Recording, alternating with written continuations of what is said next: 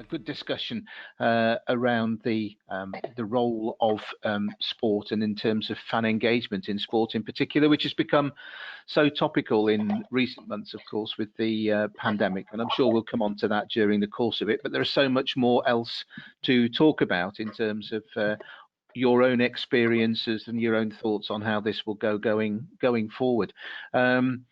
Matt, for no other reason than you appear in the box next to me on my screen, we'll start with you, if that's okay, from Formula One. In terms of engagement with fans, it's been a relatively new experience, hasn't it, for Formula One? Really, only over the last 3 years or so that research and data has really played a significant part in the life of Formula One. Yeah, I mean, pre-2017, before Liberty took over, there wasn't any data, there was no research. There was very little in the kind of way of fan engagement beyond the TV coverage that you would see on a Sunday afternoon. So when we came in at Liberty, obviously, it's well known within the industry that F1 then recruited quite a significant commercial team. The fans became core to everything that we did. We launched things like fan festivals, fan zones at races. We the Netflix series, esports, all these new ways, new touch points for fans to actually engage with our sport. And then my department, which is the research and analytics team, I guess our role was to provide insight that helped understand how we could improve fan engagement, how we could grow fans. So yeah, back in 2017, when I turned up, we didn't have anything in the way of data or research, and now we've got a very extensive program. We measure, fan engagement at races. How do we improve racing for fans going to races? How do we improve the TV experience? How do we improve the digital experience? How do we improve general racing overall from a motorsport point of view? We do lots of research, using surveys, using data from our fans, buying in, using data analytics essentially to understand how do we improve that fan engagement. So it's been a bit of a journey over these last 3 years, but we had nothing a few years ago. We were kind of like a 70-year startup, really, in reality.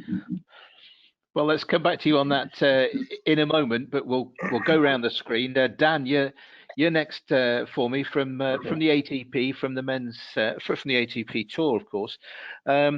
What's it been like for you, sort of acclimatizing to what's been happening over the last few months? Because of course, tennis predominantly worldwide, it's there of course all the time. But in terms of the major tournaments, it must have been a big hit to tennis players who you representing the players and representing the tournaments. It must have been a big hit from COVID this year in particular. No, absolutely. I mean, it's I actually joined the organization kind of officially in at the beginning of May, so I actually don't really know too much different than the COVID era. Obviously working super close with the guys. I mean, we obviously had to just massively change our approach to fan engagement, and we shifted all our efforts towards digital and social. Reinvested our time, our efforts, and our resources to really look at how we can be providing fans with some entertainment whilst there's no live sport on TV, essentially. So we actually saw that our channels performed incredibly well. I mean, naturally, people are spending more time on social during when everyone was kind of on the initial lockdown phase. But what we saw is that players were super willing to get involved, tournaments were really willing to get involved, and just looking at new ways that we can, and new initiatives that we can look at and engaging fans. So we started doing sort of a mini campaign called Tennis at Home, which is basically looking at how everyone's engaging with tennis at home, whether that's kind of playing table tennis or ping pong on the kitchen table, or people training in their back gardens. And we saw that a lot of athletes were willing to really get involved with that as well. So we actually saw some of our social metrics increase kind of month on month, what we would have seen, or year on year as well, where we would have had tournament tennis. So whilst it was obviously hugely detrimental for the tour, I think we were able to shift the narrative quite nicely towards I guess just being relevant. I think that was kind of the key piece, was actually just understanding and trying to be sensitive to what fans were going through. I guess on a personal level, with everyone kind of being locked up and being at home and not really knowing what to do with themselves. I think we were all kind of feeling that individually. So being able to kind of repurpose the tour in tennis in some way that was relevant to fans at home, I think allowed us to really kind of continue that conversation, so that when tour tennis did return, we weren't finding ourselves kind of from a standing start. Okay, Dan, we'll come back to that because there's a lot to go out there in terms of how, as you say, tennis has had to adapt and adjust, and how it will do. Bruna Zanin, welcome to you, Bruna Zanin Juresic from Twitter. Thank you. And you're in charge of partnerships, as I understand it, Bruna, with Twitter. And of course, partnerships and sport have been, for Twitter, have been developing over a few years now. I remember in previous ISC conferences, we've talked about the role that Twitter is increasingly playing, but I guess missing out on things like the big tennis tournaments in particular this year. It's been a challenging time for you as well in terms of content and linking to content providers as you do. Yeah, I wouldn't say challenging. I think obviously, first of all, we work with sports partners in 3 different verticals to help bring the best content for Twitter users all over the world. The content verticals being news, entertainment, and of course sports. I think 2020 was obviously, a very challenging and difficult year for our partners. I think back in March, looking back, I remember seeing partners just having to stop and kind of throw all their plans out the door and start from scratch. It's really hard to have to come up with your whole entire content strategy when your team isn't even playing live. But I have to say, I was pleasantly surprised. I saw so much creativity and really thinking outside the box across our platform. Twitter is what's happening, we say, so people do come to our platform for those real-time moments, but on the absence of that, we still saw great conversation around sports in the platform, either fans coming together to complain there was no live sports, or partners putting together watch parties, for example, reviewing iconic tournaments like ITV here in the UK did the ITV Euro 96 relived, for example, and that was trending, at the top of trending topics. So there was that eagerness from people to be able to engage with that. But and I think also it was really inspiring to see the creativity, because I think with all the challenges of this year, I think a lot of times social and digital teams might have a bit of their hands tied in a way, having to always chase that engagement rate and those impression numbers and having those grow. But there was a little bit of a moment where you could test new things without maybe the usual fear of a drop in those metrics. So there are a lot of different examples. One of them with Formula One, I think Matt mentioned, which was the virtual fan stand, for example, where they had hashtags for each of the drivers, and they built this massive LED panel in the final corner of the racetrack. And then as people would tweet a particular hashtag for a player, that's when the LED fan stand would light up. So it was really inspiring to see the creativity coming out of it.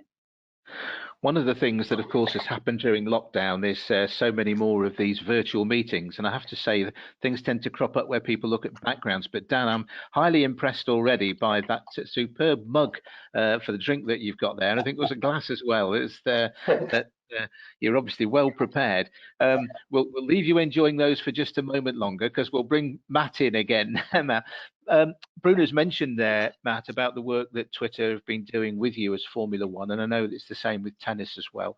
How How important is a partner like Twitter for your plans for development? I mean, you personally, Matt, just looking through your CV, you've got great experience around the sort of the media sector, 15 years across press and radio in market research and analytics before coming in. You've been at ESPN, at BT Sport, at Sky Sports. So from that sort of broadcasting of sport perspective, you've got a lot of experience. But this is a whole new playing field, pardon the pun now, isn't it, for working with organizations like Twitter and almost bypassing the main broadcasters.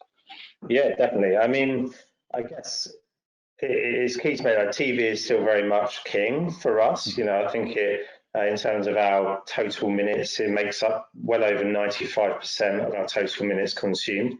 However, digital has grown from, in 2017 it was like 1%, in 2018 it was 2%, in 2019 it was 4%, and this year we think it's going to be 8%. So every year digital is growing in terms of its contribution of our minutes.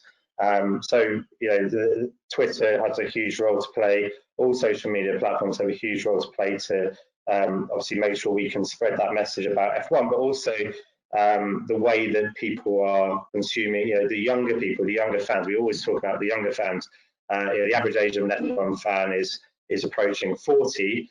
How do we get those younger fans for the future? Well, it's not through our broadcast on a Sunday afternoon. It's through the social media platforms. It's through things like esports. It's through the newer ways of attracting this younger generation. So yeah, Twitter is one of those ways, and it's been key. So yeah, we've got a big sort of strategy in terms of how do we attract the next generation of fans. And a lot of that is kind of moving away from that traditional broadcast stream. Although we know that broadcast will still, you know, for a very, very long time will be king for us in terms of the amount of eyeballs it generates. But to get those younger fans coming in, we do need to make more use of those social media platforms. It's very interesting, Matt, because we had a conversation on football this morning with various different representatives from around the world, and they were saying a similar thing, that their sort of fan base is plonked somewhere around the age of 40. But this Generation Z, as it's been labelled, Dan, is the one that everybody wants to get to, because they're in 20 years' time they're going to be the next 40-year-olds. How is tennis finding that challenge? Because sometimes tennis can perhaps have an older fan base, can't it? I mean, I know there's interest right across the spectrum. It's too generalistic to say it's perhaps sort of an older base. But where do you see the challenge in attracting those younger fans, and how are you going to engage them in your sport? You know, I don't know whether it's coincidence or whether it was intentional, but being on a panel with Matthew from Formula One, tennis faces all the exact same challenges. Digital and social to us is really in its infancy in comparison to other sports entities. You know, we've only really been going quite hard on social for the best part of 2 years now. So the growth that the channels have seen on the ATP side, you know, is pretty phenomenal over that period of time. But there's so much more that we need to be doing in this space to be better engaging fans. And as Matthew highlighted there, Gen Z is essentially where we need to be heading, right? We need to be attracting fans for the future and ensuring that, you know, we're safeguarding the sport. I mean, we've got to look across. You know, I try to think of tennis not as a sport, but as an entertainment property, right? And it's thinking, actually, where is that audience sitting? Where are they living? What are they doing? How are they engaging? What is entertaining them? When you think about, you know, it's not just tennis or football or NFL or the NBA. It's Netflix, it's YouTube, it's Spotify. Like, we're competing for the attention spans of this generation of fans. Right? So we need to be packaging the sport. It's one of those things where, you know, there's these conversations around, do we need to be changing the format of the sport, or do we need to be looking at different ways that we can, you know, adapt the rules of the game to make it more appealing to the audience? But actually, when you look at the NBA, for instance, the NBA hasn't changed the core product of basketball. They've just changed how they've packaged the sport and made it attractive to a younger demographic. I think that's what we need to do with tennis. It's not about changing the rules of the sport. It's actually just looking at how we're packaging up the sport and how we are making it more relevant to those younger audiences and doing so in a way that's delivered across channels like the likes of Twitter, the likes of TikToks of the world. So it's that's kind of where our big focus is going to be from a marketing standpoint over the next 3 to 5 years. Dan, thank you for that. Bruna, this must be music to your ears, because these are two major sports, and they clearly need what you can provide. And it must be for Twitter to have that kind of experience of operating. Dan's just mentioned, like the entertainment sector, the music sector. You're operating in those sectors and can offer that expertise back to these kinds of sports, surely. Yeah, absolutely. As I said, we're working across partners in many different verticals. We're very lucky to be able to work with top, rights holders across the world. But I think I just wanted to make a comment, Andrew, because you mentioned before about how maybe how sports entities might be using social or digital to bypass in a way TV, and I disagree, because we're also working with TV rights holders. All that content's still in the platform. I think it's a matter of thinking of people and the audiences are more fragmented nowadays, but it doesn't mean that just because someone is coming to Twitter to check the latest scores that they might not be catching up with BT Sport, the Twitter feed. Everyone is innovating and being able to reach out this fragmented audience within the different channels that people are consuming. It's not like media is one-sided and all the Gen Z's only on social, and all Gen X are only watching TV. So I think there's a way to be able to cater and look at your social strategy to feed into all those different audiences. And we do see that in our platform, definitely. Yeah, no, I think probably bypassing was the wrong word for me, really. But I mean, just the term OTT is exactly that, isn't it? Going over the top of conventional means. And I think you're right. It's a way of not just Twitter, as you say, but the rivals in your sector are providing different opportunities. I mean, it's perhaps not an area that Twitter expected to be in, Bruna. When we think back to the origins of Twitter, and it was giving a platform for individuals, but this is really about giving a platform for massive numbers of people, isn't it? It really has opened up a whole new area for you. Well, since day one, the purpose of Twitter has been to serve the public conversation, and that hasn't changed. We're all constantly improving quality of health and the quality in general of that conversation. But it's important to know that individuals, partners, and brands are all part of this wider conversation, and they all have a voice. I think what we've learned is that not every user wants to tweet, and they might prefer to sit back and just consume the great content that is generated by other Twitter users, and that could be individuals, partners, or brands, and that's okay. And when people are coming to our platform, they want to see what's happening across their passions, and the publishers that we're working with are really at the heart of providing that incredible content. So yeah, I think it's just going back to what the platform it's always been about, making sure that the public conversation is being served, whether that's by an individual or a brand or a sports partner or a broadcaster. I think they all have a part to play within that conversation. Thanks, Bruna. We'll come back on that. Matthew, is that your experience then, Matt, within Formula One? Are you finding that there is more conversation? I mean, as you say, that one of the great things about broadcasting, sports broadcasting over the years, has been people look forward to seeing the big race, but it was just waiting for that to come round, and then they probably didn't engage with the sport in any other way till the next big race came round in their particular country. Is this making the conversation bigger and wider, and therefore better for you in terms of selling the sport? Yeah, definitely. I think as a sport, we could do more to have more talking points outside of the races. I mean, if you look at our social listening, the vast majority still comes during races, and it still comes you look at the kind of real peaks of those comments, and they very much come when there's a crash or an amazing talking point in the sport, like the Grosjean crash last week. Our social listening went through the roof, as you can imagine. I think we would love to do a job like football does, where there's so much talk outside those race weekends. NFL with the draft is a sort of a way that the NFL bring more chat around that kind of off-season period. We are always looking at ways to try to do that, and obviously that was part of the reason why we launched the esports with the drivers earlier this season, when lockdown was taking place, because it got more people talking about our sport whilst lockdown was happening. But yeah, I mean, we're definitely finding that the discussions around the sport is growing. One thing that will help, hopefully, and it's going to be in 2022 when our new regulations come in place, it should make the cars closer on the track. That should improve our racing, and there should be more talking points. We know that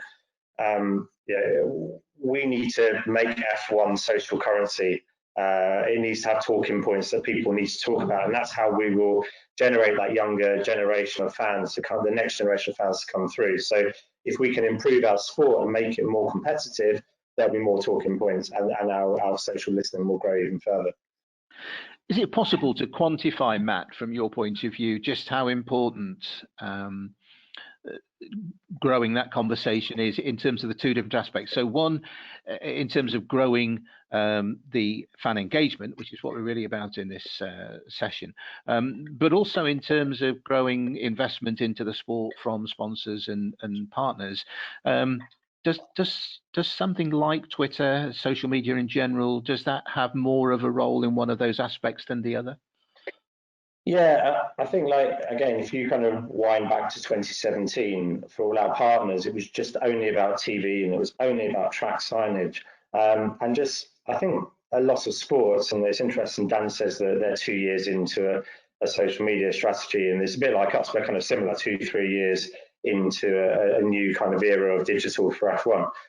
We were all playing a bit of catch up in the sports industry. We were maybe, particularly in the UK, those UK-based sports, maybe we weren't as quick as some of our American counterparts over the pond, and we focus purely on that track signage for our sponsors. And now, if you look, the reason for obviously needing that compensation, needing more digital presence, we're growing our inventory for our partners, and that then makes our sport more valuable moving forward. So yeah, definitely, the more conversation, the more then we can obviously say to our partners, hang on a minute, it's not just about TV, it's not just about that kind of traditional Nielsen, your logo was seen on screen for X number of seconds, job done. It's now about other inventory and other ways of getting that partner, that sponsor on seen associated with your brand, and yeah, it's not just about TV, social, esports, whatever.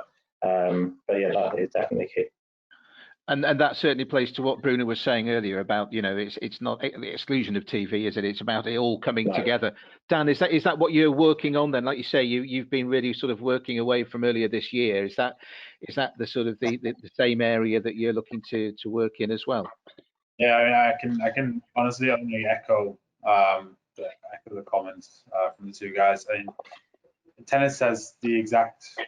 I don't want to say it's not a problem, but it's the exact same scenario that we're living in, and whereby traditionally tennis has been a case of look at the back wall sponsorship of the court and look at the inventory and how we can package that up and sell it. But as our social and digital strategy continues to evolve, we are continuously looking at ways how we can be better packaging our social and digital channels for not only for current partners and looking at how we can, I guess, reinvent their inventory, but looking at how we can be also, rather than just selling multi-million dollar deals, it's actually how can we use our social and digital platforms as a gateway for new sponsors and new brands into the tennis ecosystem that maybe doesn't require that huge price tag that that some partners would be looking at for kind of a big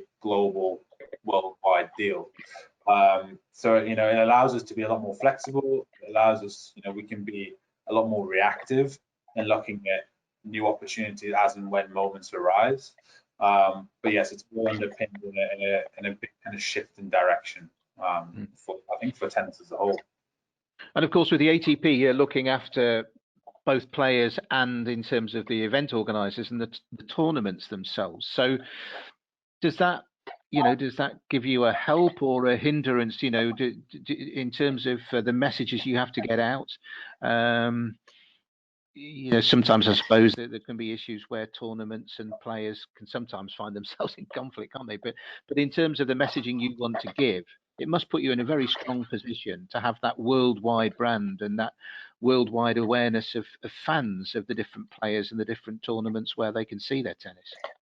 Yeah, absolutely. And I think, we know our players are our number one marketing vehicle, right? I mean, if we can work with them and grow their profile to essentially create sporting icons. I mean, you've obviously got, the era of Federer, Rafa, and Novak, who've dominated the sport for so many years, and carry an incredible following and social and digital presence. But it's actually, when you look at the new wave of talent that's coming through, and there's some incredible talent. The teams, the Zverevs, the Rublevs, the Felix teams.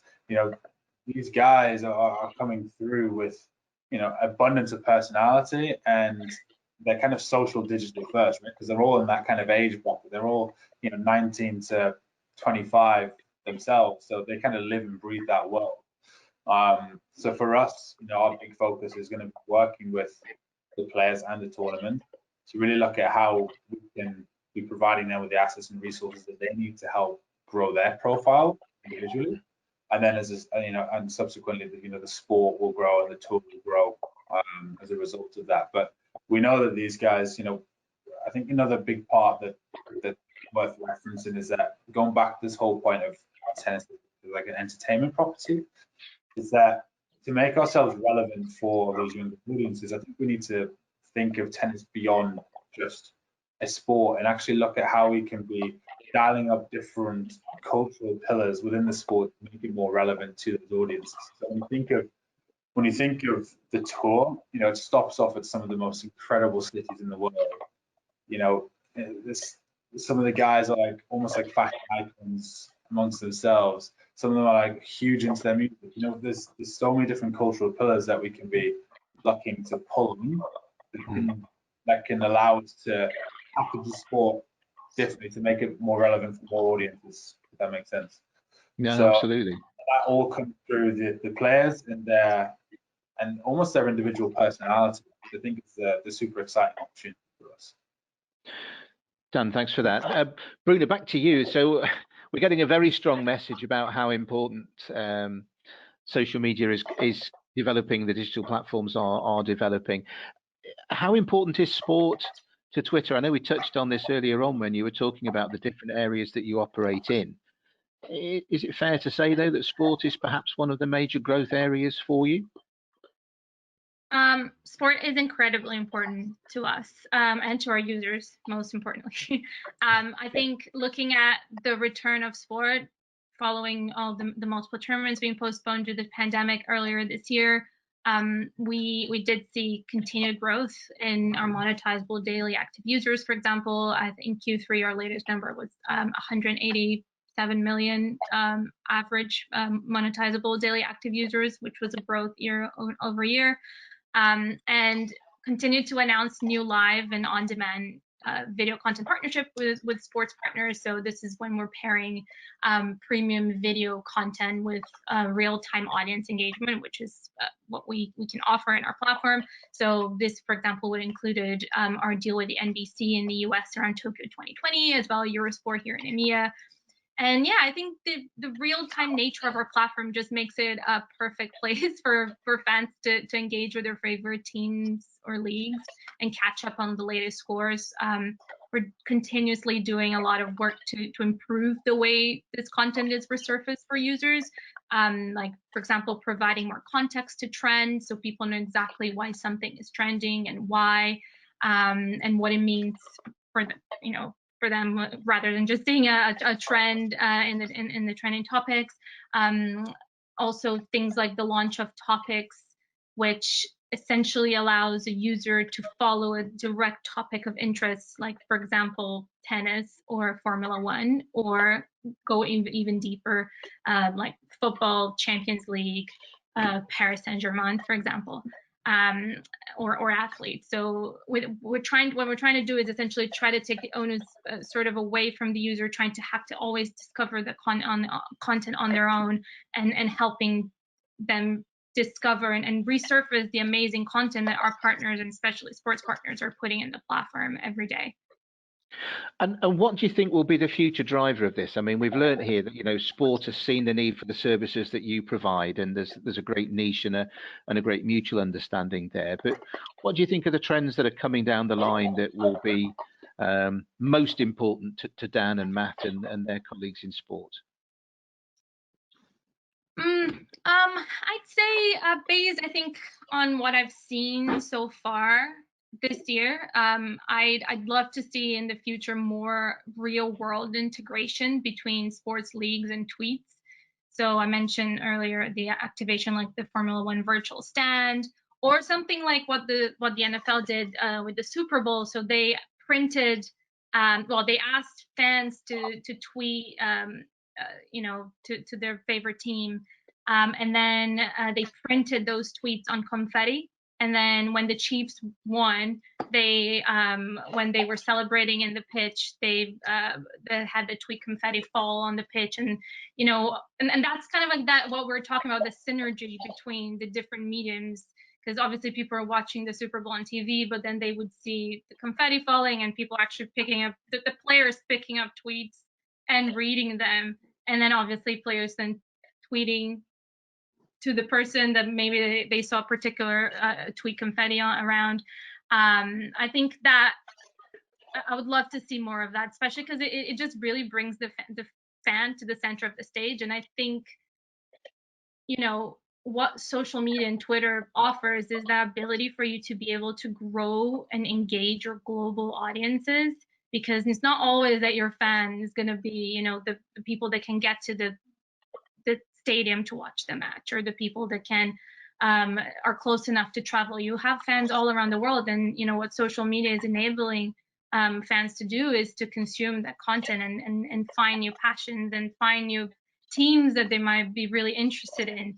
And Twitter is a great tool to facilitate these interactions, and being able to bring tweets to the center of that on a global scale. It just enhances that experience. So I'd love to see more partnerships around these lines in the future. It sounds like there's some fantastic opportunities there, Matt. I've just got in my mind's eye now a tweet appearing on the instrument panel as one of your drivers is coming around the closing bend. It does show, though, doesn't it, just what opportunities are available now, and it must be an exciting time to be in the roles that both you and Dan are in.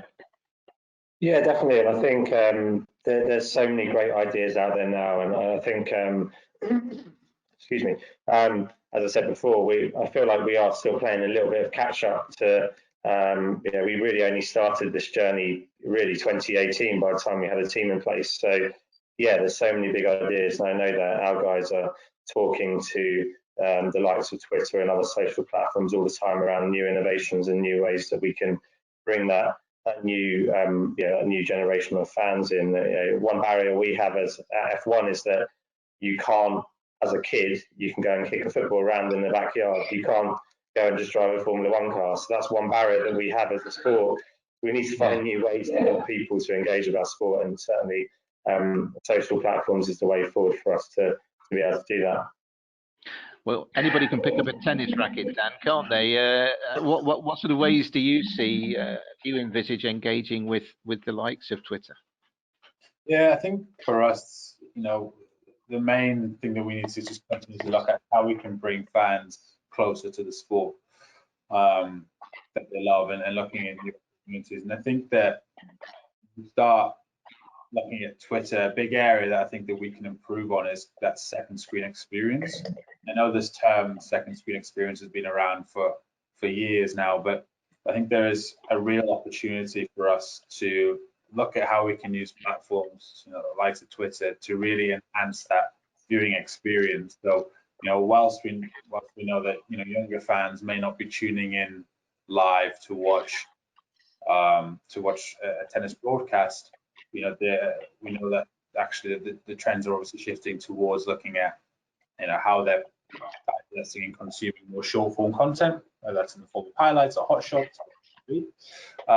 However, we know that there is obviously still a huge broadcast audience for tennis around the world. So there's a massive opportunity for us to look at how we can enhance that second screen experience, whether that's looking at how we can use data and stats to allow people to dive a little bit deeper into the sport. We have some incredible data through the likes of Hawkeye that we can really look to shine a light on and provide people with insight into a sport which I actually, the more I dig into tennis, I actually feel like whilst a lot of people obviously know tennis and a lot of people play tennis, there's a lot of information and data that never gets displayed, which really allows you to understand just at what level professional athletes are competing at. And I think the Formula One guys will feel the same. It's like those speeds and that data that's like carried through on the track. When you watch it on TV, you think, this is incredible entertainment. But actually, if you just knew exactly what was going on in the sport, it would just give you so much more insight, and it would just make you want to engage so much deeper in the sport. I feel like that's a huge opportunity for us with tennis as well. It's like, who knows what it's like to return a serve at 150 miles an hour? It's and how hard these guys are hitting backhands down the line, and the amount of coverage, the amount of court coverage that they're covering in a game. There's so much data that's left in the sport that I feel like we could do an incredible job of pulling that out and distributing that through social, so that as and when people are engaging, whether that's live or in packaged up highlights, there's a real opportunity to deeper engage with those audiences. Bruna, you're nodding at that. I mean, there are some fantastic opportunities there, aren't there? But I'm sure that you've sort of got a lot of those in preparation already, perhaps. I mean, it's an exciting time. Yeah, definitely.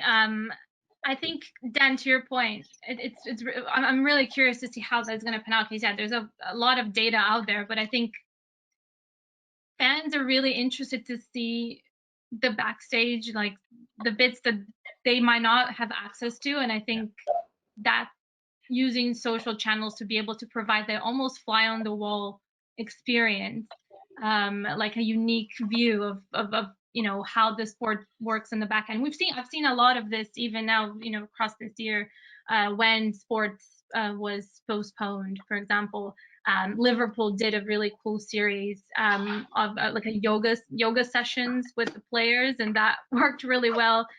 Kind of like humanizing almost, and bringing people closer to actually relate with the athlete experience rather than looking at something very distant.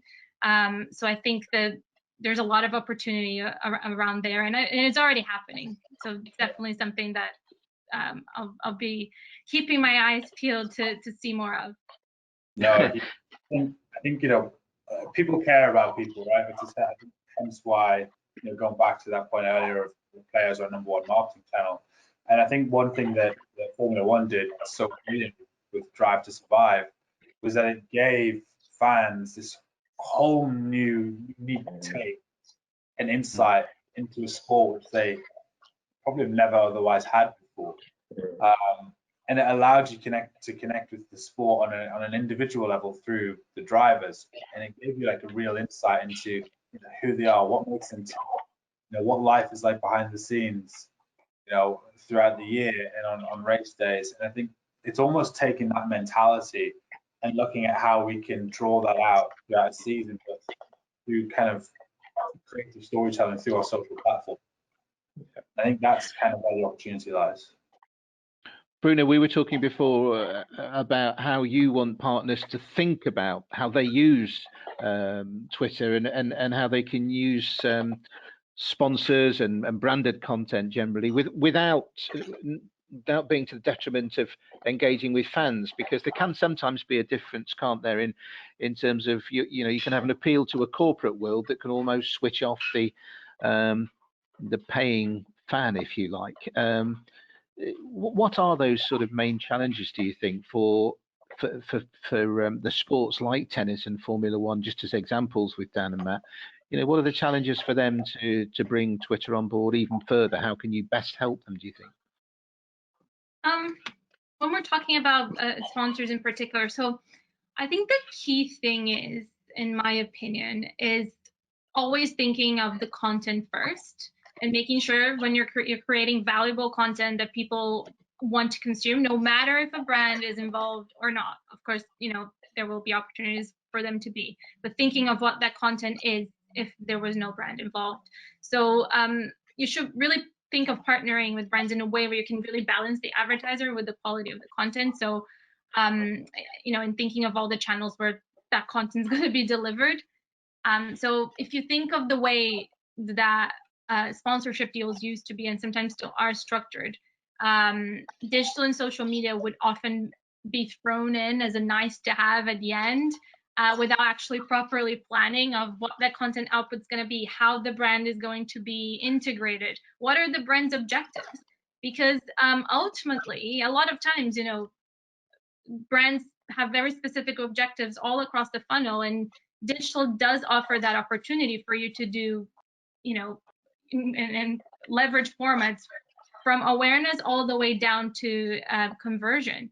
And I think there's a big opportunity there for a lot of sports partners to start putting digital and social first, and in the sense of when you're negotiating your sponsorship deal, including that as an equal element almost, and a kind of like planning in advance rather than, oh, and then you get X number million impressions from our social channels and then trying to figure out later how that's going to be delivered.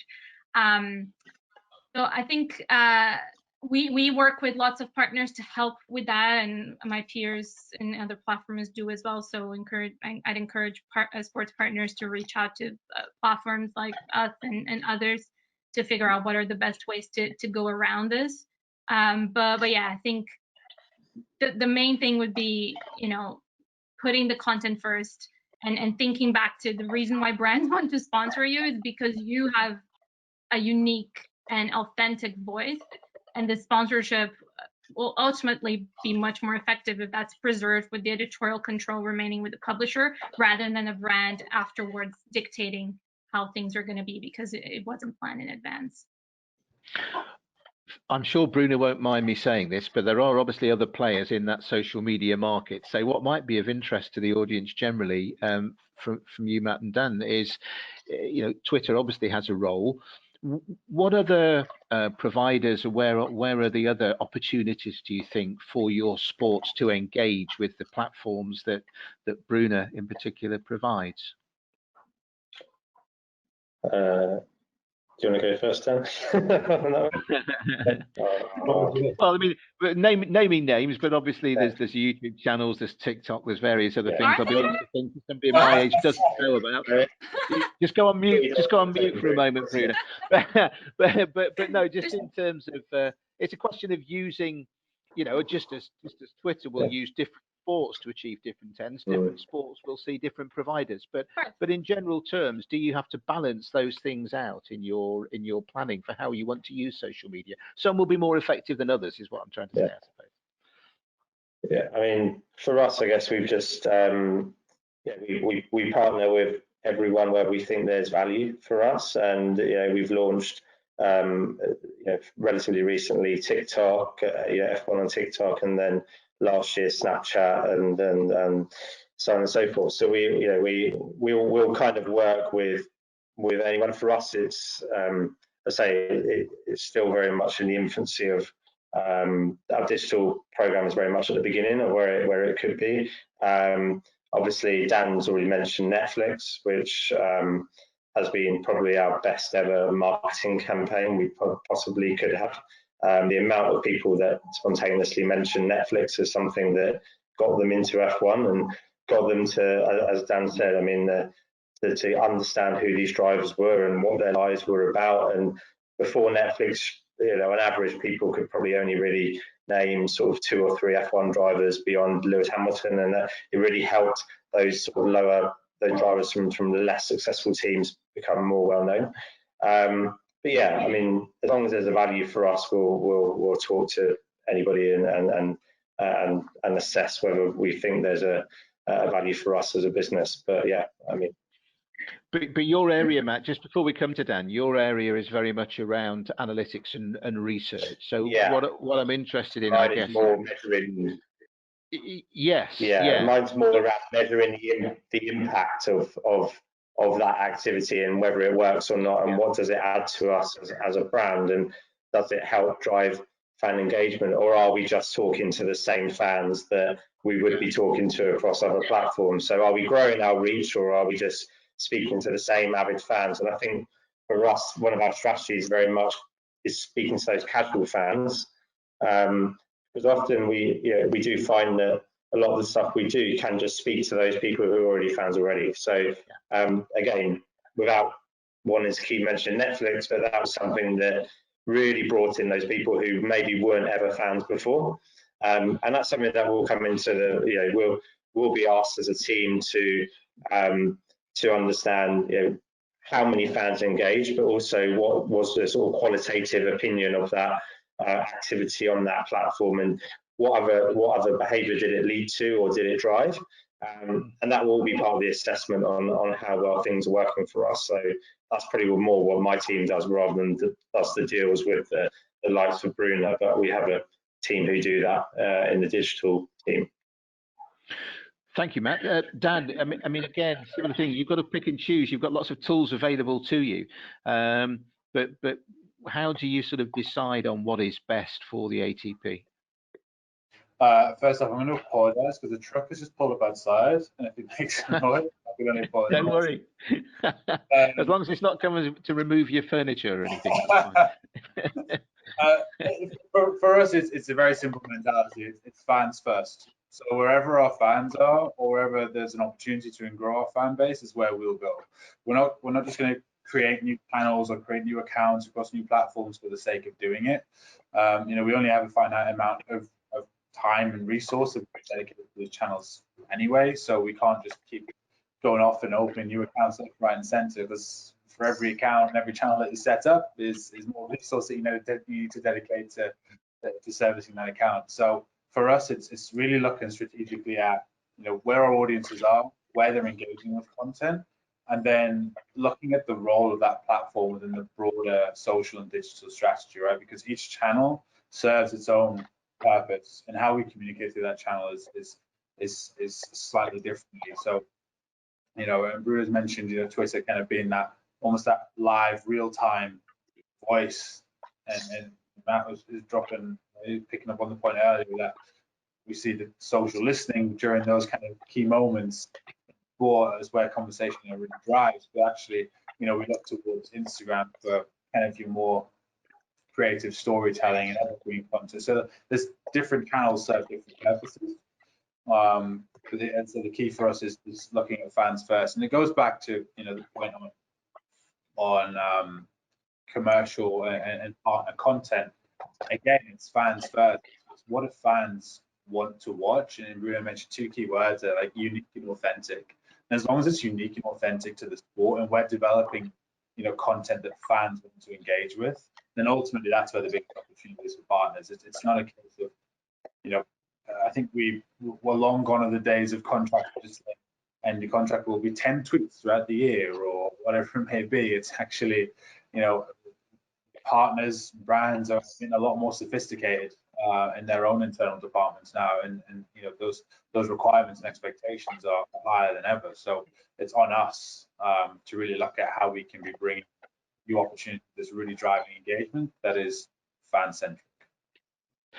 Bruna, let's just bring it back to the fans a little bit, because as Dan has done there, we tend to get involved, and obviously in your role with partnerships, it's about sort of talking to the different sports and vice versa, but it is all about fan engagement. And what sort of feedback, what sort of evidence are you getting from sports fans about their enjoyment and their satisfaction of keeping in touch with their sport or their players or the drivers through Twitter? Do you get that kind of feedback about how Twitter users see your engagement with sport? Oh, all the time. And through tweets, I think that's the point of Twitter in a way. It's a two-way communication channel. I think even through what Dan was saying, figure out what the fans want. You can literally ask what they want directly into the platform, and they would tell you. That definitely helps inform a lot of what we do, even when we're thinking about formats, because obviously the content's coming from the publishers, but what are ways that we can help based on the ways that we see people are using the platform to help them discover and better align and engage with that content. So one of the things that we've recently launched was Fleets, for example, which is essentially a way for people to be able to share text or video or images in a more ephemeral way that disappears after 24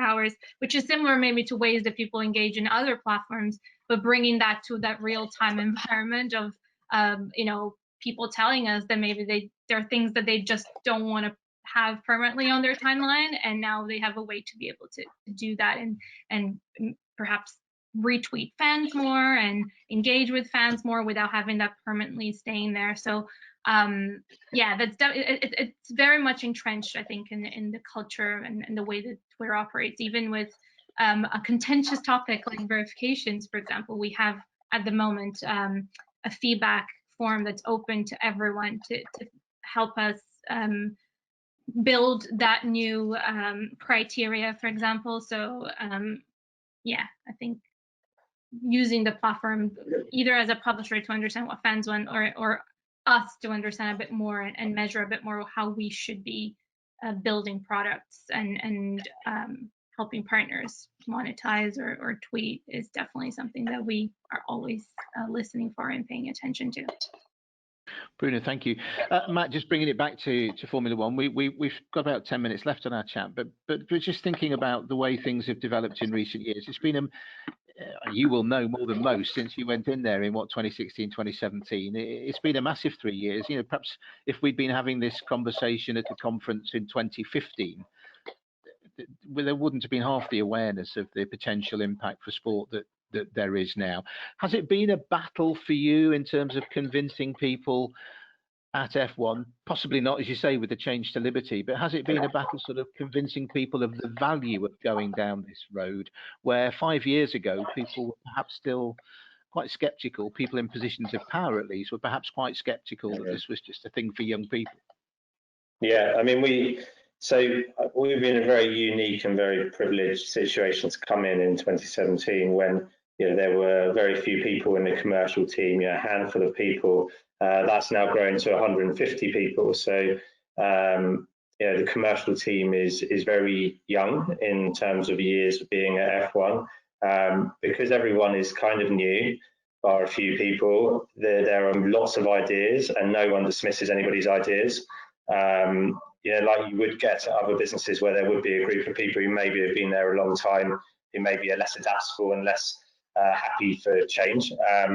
So we've been in a very positive position that people have come in and said, I've got this great idea. For an example from my team was we developed a website called F1 Fanvoice. And F1 Fanvoice is a portal essentially for fans to register. They're happy to essentially receive surveys and polls and be contacted for any questions we might have for them. And then we feed stuff back to them in terms of, we found out from you that X% said this. As a result, we changed the sport in this way. You look back on when I set that site up, it kind of no challenge. We just did it. I think at lots of other businesses, there'd be lots of kind of questions around, do we need another website? Why are we doing this? And what's the, so I think we were kind of quite lucky that we were allowed to get a lot of these fan engagement ideas just off the ground, because we were all new and everyone was happy to try anything that we felt would work to engage fans. And F1 Fan Voice really helped us create that narrative that fans are fundamental to everything that we do. Fan research essentially helps to inform the decisions that we make. So yeah, we've been in a really sort of lucky, privileged decision. So I don't actually think we've had that much challenge. I think the main challenges we've had has probably been maybe with some of the teams. because they were probably a lot more traditional in their background in terms of lots of people being in the business for a long time, and we kind of came in with all these new ideas, and the teams were like, well, hang on a minute, slow down, this is all a bit too quick for us, because we're not used to F1 management coming to us with all these new ideas and trying to change all this stuff. And please be careful about not impacting the kind of integrity of the sport, because we can't change too much too quickly. And a bit like like Dan said, there's been lots of chat around new formats and changing things up, and people are going, whoa, hang on a minute, let's first sort of take a step back and work out, is it the sport that needs to be changed, or do we need to create more opportunities around the sport? And as Dan said, about creating those opportunities for fans to get closer to the sport, and with that will come other benefits. So yeah, I can't remember what your question was now, but I've kind of well, no, you've answered it well. You answered it well. The question was, did you find the sort of opposition tension challenges in trying to implement this procedure? The answer is no, except from some of the teams, and also some of our race organisers. Again, we're probably a bit suspicious that they went from never really having much in terms of fan engagement from the old ownership to all this activity going on, and they were a bit like, well, what do we get out of this, and well, what are you doing, and why are you? But we've managed to talk these people around and really show that we're doing it for the best interest of the sport, really. Yeah. Thank you, Matt. Thanks for your contribution. Dan, again, same sort of thing, really, just in terms of you're having to deal with various tennis governing bodies across the globe, aren't you? I mean, just listening to Matt there, I suppose something like sort of confidentiality of information. Matt was mentioning teams. They might not want sort of performance data or sensitive data plastered all over the internet for the benefit of users. But have you found similar things with tennis? Has there been opposition to having a more outward-facing social media profile? I don't know if there's been opposition. So, I mean, I think I've been very fortunate to join when the new chairman, Andrea, joined the organisation back in January, and then Massimo kind of coming in as the CEO as well. So under new leadership and new management, they are very social, digital first. So I think with their support and leadership, we've kind of been given the backing to basically start moving the needle somewhat and really investing in this area of the business.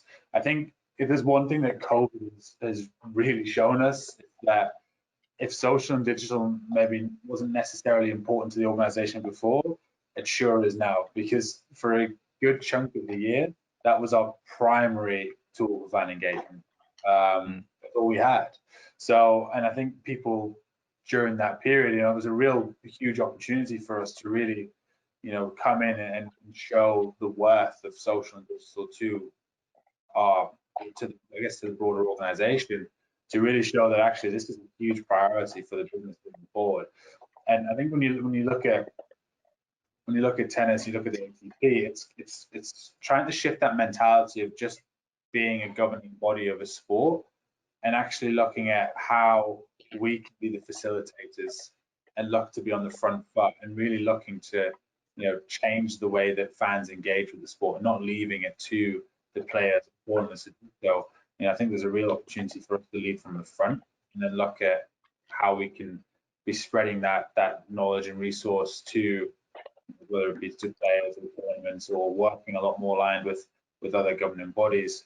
For instance, over the summer, we took the opportunity to work a lot more closely with the WTA on a project, a little campaign called Tennis United, which was essentially looking at how we can be engaging players from both the ATP Tour and the WTA Tour over that summer period. So we had a weekly show that went out. It was about 20-25 minutes in duration, and it was obviously all done via Zoom or web conference or whatever format we used, but it was a real way of looking at connecting the tours, because I think fans don't see the ATP and Wimbledon and Roland Garros and WTA, they just see tennis. Right? Like, tennis is in its entire entity. So it's kind of on us to stop looking at ourselves as all of these individual entities within tennis and how we're competing against one another. It's actually, how can we work a lot more aligned to create one product that fans can follow throughout the duration of a year, and that's mutually beneficial to all parties. So, you know, it's, as I say, it's still very much in its infancy, but with this leadership and new vision, and you know, a lot, we're seeing the more that we open people to these conversations, the more alignment that we're feeling. So there's a huge opportunity there to really look at how we can be aggregating the offering and redistributing that to fans in a way that's essentially more fan friendly. Dan, thank you. And I think it's been really interesting listening to you all, but the similarity of story between Matt and Dan of how you have both gone into sports and said, right, we're going to take responsibility for how this sport looks to the outside world rather than leaving it to the others. And that seems to have been a similar story across both F1 and the ATP. Bruna, last word to you, Bruna, if we may. Thank you very much indeed for your contribution. But as you said to me earlier, you know, COVID, it's been a difficult and challenging year in so many ways. It's also been socially, of course, it's been a very high profile year with things like the Black Lives Matter campaign. And so you've had a really a bird's eye view, if you like, at Twitter of the world in so many different ways. What have you learned, do you think? What have Twitter learned about how they can move forward in this world of sport and partnerships? What are you looking forward to most in the work context about 2021? I think I mentioned a bit before around looking at how sports entities particularly look at, you know, adding tweets or bringing tweets into the real life. So the NFL example being one, have many different examples.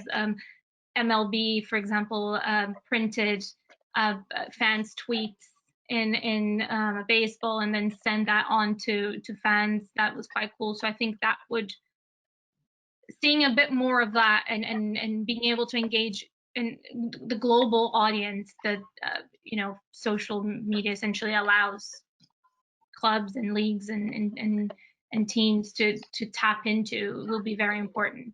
Because I think there's one thing that we learned from this year is that, well, I think maybe a lot of sports entities have been aware of that, but the importance of engaging people that are outside is not just bringing fans into, you know, personally, but using the tools that are at your disposal to be able to engage with them no matter where they are, being that by localizing content, being that by running campaigns or activations that all fans are able to join in, and that's a real way of growth in my view. And then looking at 2021 in particular, personally, I'm very looking forward to the Euros. So that I'm looking forward to seeing how that plays out. And I know UEFA and the federations are preparing and doing great work for 2021. So I'm looking forward to seeing what happens in that space. Brilliant, Bruna. Thank you very much indeed, and thank you for your contribution today. Thank you to you all, to Matt from Formula One, to Dan from the ATP, and to Bruna from Twitter. I hope you enjoyed the debate. Thank you very much indeed for joining us.